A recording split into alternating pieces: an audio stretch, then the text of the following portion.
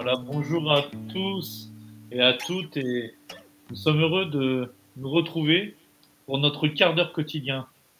Un rendez-vous, un temps spirituel d'utilité publique pour notre âme, pour notre vie, pour respirer un peu, un temps de respiration, pour retrouver du souffle dans notre vie, du souffle, pour retrouver un sens aussi.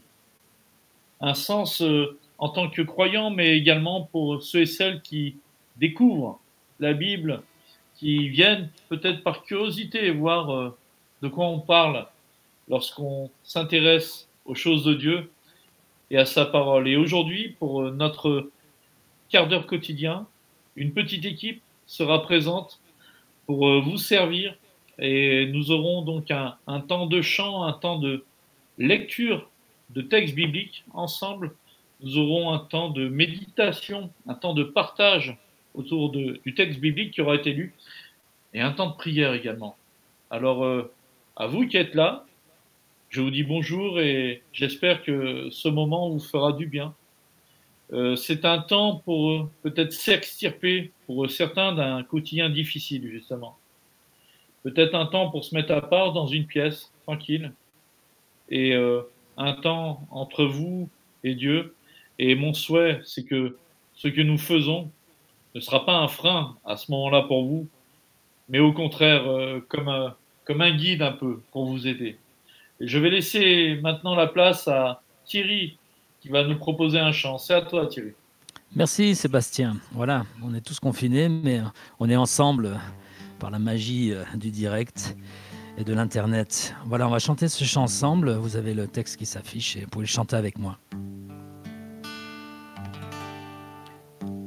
Ô Jésus, mon sauveur, Seigneur, nul n'est comme toi.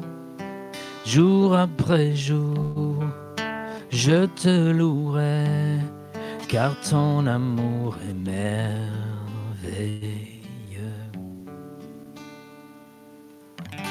Mon abri, mon refuge, mon réconfort, mon rocher, tout ce qui vit, ce que je suis, ne cesse de t'adorer. Chante au Seigneur, crie de joie terre entière. À Dieu la gloire, la puissance et l'honneur. Les monts s'inclinent et les flots rugissent à l'écho de ton nom. Je vois tes œuvres et mon cœur crie de joie. Je t'aimerai, je tiendrai par la foi. Rien ne pourrait égaler tes promesses pour moi.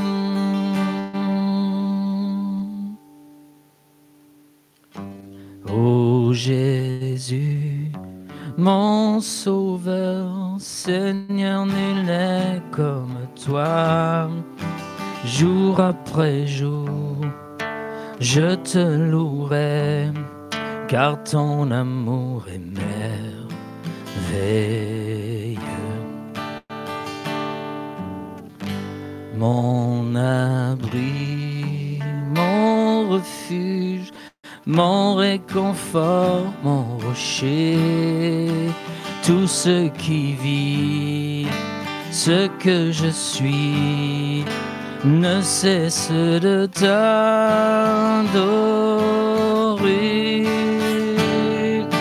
Chante au Seigneur, crie de joie terre entière. À Dieu la gloire, la puissance et l'honneur. Les monts s'inclinent et les flots rugissent à l'écho de ton nom. Je vois tes œuvres et mon cœur crie de joie. Je t'aimerai, je tiendrai par la foi. Rien ne pourrait égaler tes promesses. Rien ne pourrait égaler tes promesses. Rien ne pourrait égaler tes promesses pour moi. Merci Thierry, et nous souhaitons rester dans cette attitude d'humilité pour ouvrir la parole de Dieu et lire ce passage de 1 Pierre 2, versets 9 et 10. Et ça a été ce matin le texte, mon texte de mon culte personnel, et qui m'a fait un bien fou. Je vous invite à lire le début du chapitre. Mais là, ce matin, nous lisons juste les versets 9 et 10. Vous, par contre, vous êtes une race élue, un sacerdoce royal, une nation sainte, un peuple racheté, afin d'annoncer les vertus de celui qui vous a appelé des ténèbres à son admirable lumière. Vous qui, autrefois, n'étiez pas un peuple et qui, maintenant, êtes le peuple de Dieu. Vous qui n'aviez pas obtenu miséricorde et qui, maintenant, avez obtenu miséricorde. Merci Denis pour cette lecture. J'espère que vous avez pu lire et apprécier ce texte biblique, et j'aimerais pouvoir commenter quelques instants et vous proposer des pistes de réflexion. À nous qui sommes chrétiens, qui sommes-nous réellement? Que devient-on lorsque dans notre vie, nous choisissons, à un moment donné, dans le parcours, dans le chemin de notre existence, nous choisissons de faire confiance à Dieu. Nous choisissons de croire à son Fils Jésus-Christ. Ce moment, pour plusieurs d'entre vous, vous l'avez déjà vécu, et pour d'autres, c'est peut-être une interrogation.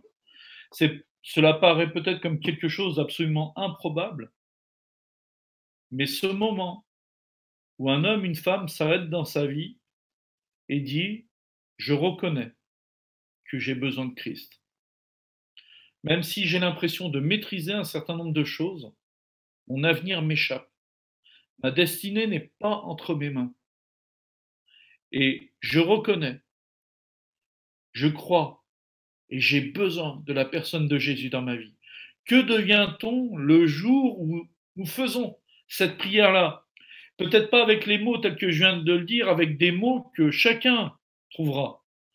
Juste pour vous dire que dans la Bible, par exemple, il n'y a pas une prière de conversion toute faite que l'on récite et à travers laquelle on devient un chrétien, estampillé, tamponné. Mais ces prières que nous faisons monter à Dieu, ce sont des prières que nous faisons monter avec nos mots, mais l'attitude de cœur est primordiale. Nous reconnaissons que nous avons besoin de Jésus dans notre vie, que nous avons besoin d'être pardonnés.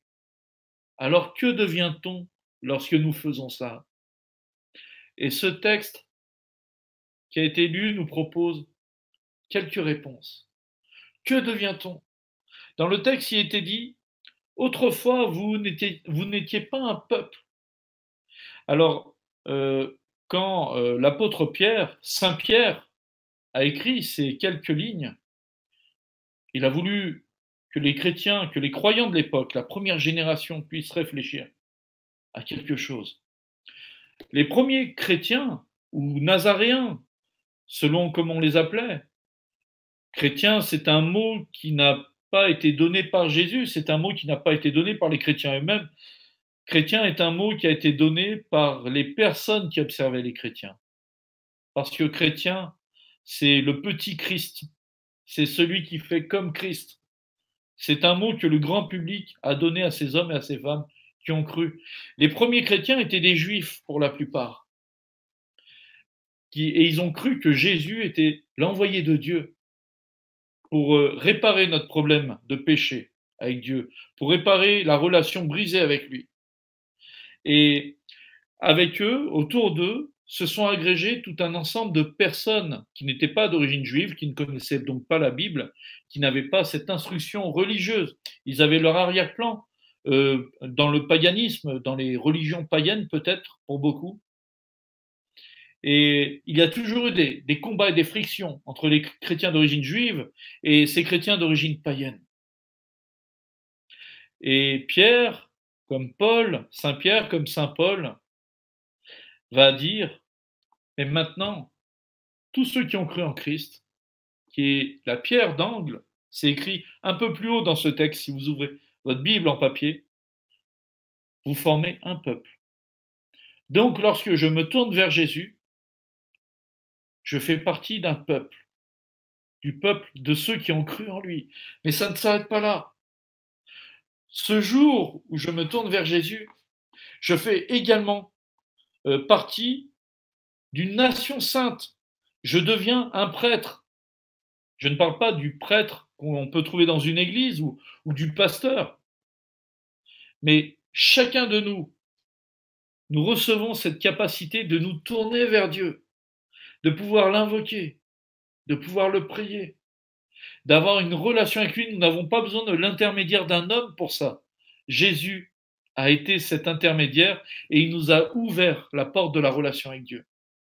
Ce jour où je me tourne vers Jésus, tout ça devient possible. Tout ça devient une réalité. C'est une réalité pour moi, pour tous ceux qui ont cru. Et le désir que j'ai dans le cœur, c'est que ça devienne une réalité pour vous, derrière votre écran, si ce n'est pas déjà le cas. Pierre dit encore des choses merveilleuses. Avant, vous étiez dans les ténèbres, mais vous êtes appelés à la lumière maintenant. La lumière, il nous est parlé évidemment à plusieurs reprises dans la Bible de Jésus, qui est la lumière dans la vie de ceux qui se tournent vers lui, mais qui est aussi la lumière que rejettent ceux qui ne veulent pas changer, ceux qui ne veulent pas se repentir. Et le texte dit, avant, il n'y avait pas de pardon pour vous. Mais maintenant, vous êtes pardonnés. Vous avez obtenu miséricorde. L'un des plus grands problèmes de l'homme occidental moderne, c'est le problème de la culpabilité. Et pourtant, en se tournant vers Dieu, en se tournant vers Jésus, ce problème-là également est résolu. Nous avons donc cette identité où nous appartenons à un peuple, nous devenons des prêtres, des sacrificateurs. Nous-mêmes, chacun, nous pouvons nous adresser à Dieu, avoir une relation avec lui. Et nous avons obtenu la miséricorde. Pas parce que nous le méritons, mais parce que Dieu nous a fait grâce, par Jésus-Christ. J'avais à cœur de vous raconter aujourd'hui qu'est-ce que nous devenons lorsque nous nous tournons vers Jésus dans notre vie. J'espère que vous pouvez méditer sur ces paroles, qu'elles vous feront du bien à vous qui êtes déjà chrétiens, engagés dans la foi, mais pour vous qui découvrez la Bible, la parole de Dieu, que ça sera quelque chose de stimulant dans votre réflexion. Je vais laisser la place à Thierry qui va, je le crois, nous conduire dans une prière communautaire, tous ensemble. Vas-y Thierry.